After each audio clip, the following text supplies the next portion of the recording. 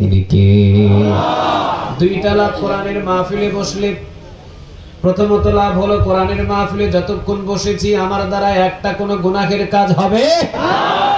দ্বিতীয় নাম্বার লাভ হলো যতক্ষণ কোরআনের মাহফিলে বসেছি ততক্ষণ পর্যন্ত নেক আমার আমলনামায় জমা করে দিবেন তিনি কে?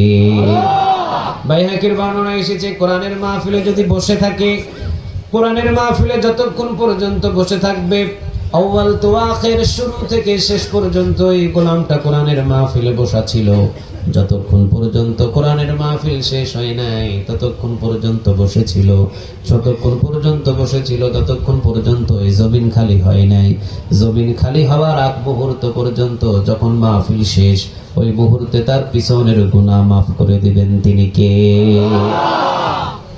তাহলে আমাদের মতো সৌভাগ্য কেউ আছে? কথা বলেন, আমাদের মতো সৌভাগ্য কেউ আছে? সৌভাগ্যবান